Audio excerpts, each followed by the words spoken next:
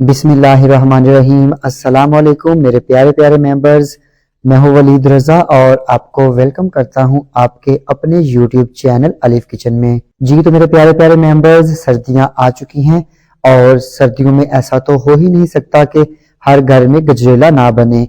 तो मैं आज आप लोगों के लिए गजरेला बनाने की ऐसी बहुत ही मजेदार सी और झटपट बन जाने वाली रेसिपी लेके हाजिर हुआ हूँ। आइए चलते हैं और बिना कोई देर किए गजरेला बनाना शुरू करते हैं। तो यहाँ पे मेरे प्यारे प्यारे मेंबर्स, गजरेला बनाने के लिए हमने 6 लीटर दूध ले लेना है और यहाँ पे मैंने 6 लीटर दूध लेकर इसको गर्म होने के लिए रख दिया था। और ये देखिए यहाँ पे दूध जो है वो हल्का हल्का सा उबलना भी शुरू हो चुका है।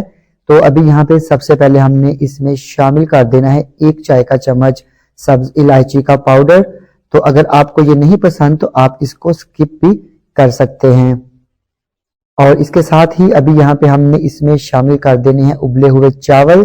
तो यहाँ पे मैंने 2 कप चावल लेकर उनको अच्छी तरह से वॉश करके बॉईल कर लिया था और बॉईल करने के बाद मैंने उनको चम्मच की मदद से ही ये देखें मैश कर लिया था। क्योंकि अगर आप भी मेरी तरह बिल्कुल झटपट और जल्दी से गजरेला बनाना चाहते हैं तो बिल्कुल आप मेरी इसी रेसिपी को फॉलो कीजिएगा और चावलों को आप इसी तरह से बॉईल कर लीजिएगा।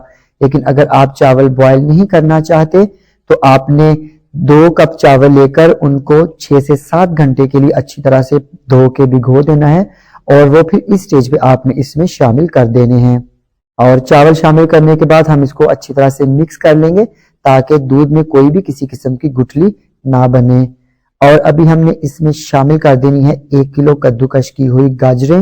और कद्दूकश की हुई गाजरें शामिल करने के बाद हमने इसको करना है मिक्स और मिक्स करके हमने इसको कवर करना है और कवर करके मीडियम फ्लेम पे हमने 1 घंटे के लिए कुक कर लेना है ताकि जो हमारी गाजरें हैं वो भी अच्छे से कुक हो जाए और दूध भी थोड़ा सा इसमें गाढ़ा हो जाए, थिक हो जाए। तो मिलते हैं फिर आपसे 1 घंटे के बाद। जी तो मेरे प्यारे प्यारे मेंबर्स, यहाँ पे गजरेले को पकते हुए 1 घंटा हो चुका है और ये देखिए काफी हद तक गाढ़ा भी हो चुका है। और अभी हमने इसमें शामिल कर देनी है 2.5 कप के जितनी चीनी। तो चीनी आप अपने जायके के मुताबिक कम या ज्यादा भी कर सकते हैं। तो यहाँ पे चीनी शामिल कर लेने के बाद हमने इसको अच्छी तरह से मिक्स करना है और मिक्स करके हमने इसको मीडियम फ्लेम पे ही 8 से 10 मिनट के लिए कुक कर लेना है। तो मिलते हैं फिर आपसे 10 मिनट के बाद। जी तो मेरे प्यारे प्यारे मेंबर्स, यहाँ पे चीनी शामिल करने के बाद हमने गजरेले को 10 मिनट के लिए कुक कर लिया है और ये देखिए जी काफी हद तक ये गाढ़ा हो चुका है। अभी हमने क्या करना है, मैं एक हैंड ब्लेंडर की मदद से इसको बिल्कुल हल्का सा ब्लेंड कर लूंगा ताकि इसमें ये जो कद्दूकश की हुई गाजरें हैं ये भी थोड़ी सी ब्लेंड हो जाए। लेकिन अगर आप इसको ब्लेंड नहीं करना चाहते तो आप इसको एज इट इज भी कुक कर सकते हैं। तो यहाँ पे हल्का सा ब्लेंड कर लेने के बाद अभी हम इसमें शामिल करेंगे 2 कप के जितना मिल्क पाउडर।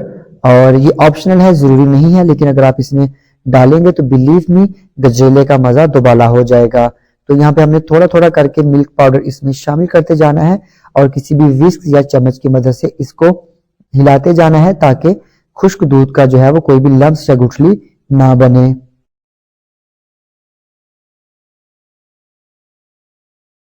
तो यहाँ पे हमने दूध को अच्छी तरह से मिक्स कर लिया है और मिक्स करने के बाद अभी मजीद हम इसको 8 से 10 मिनट के लिए मीडियम फ्लेम पे ही पकने देंगे ताकि ये जो गजरेला है हमारी रिक्वायरमेंट के मुताबिक गाढ़ा हो जाए। तो मिलते हैं फिर आपसे मजीद 10 मिनट के बाद। जी तो मेरे प्यारे प्यारे मेंबर्स, ये देखिए यहाँ पे गजरेले को पकते हुए मजीद 10 मिनट हो चुके थे और ये देखिए गजरेला हमारी रिक्वायरमेंट के हिसाब से बिल्कुल ठीक, बिल्कुल परफेक्ट गाढ़ा हो चुका है। हमने इसको मजीद कुक नहीं करना क्योंकि जब ये गजरेला या खीर ठंडी होती है तो वो मजीद गाढ़ी हो जाती है।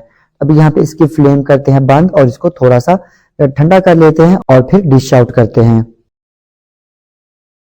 तो ये देखिए जी यहाँ पे हम गजरेले को डिश आउट करेंगे। तो यहाँ पे हमने एक बहुत ही खूबसूरत सा सर्विंग बाउल ले लेना है और इसमें हमने गजरेले को डिश आउट करना है। और देखिए माशाल्लाह अभी से कितनी जबरदस्त, कितनी खूबसूरत सी लुक जो है वो लग रही है।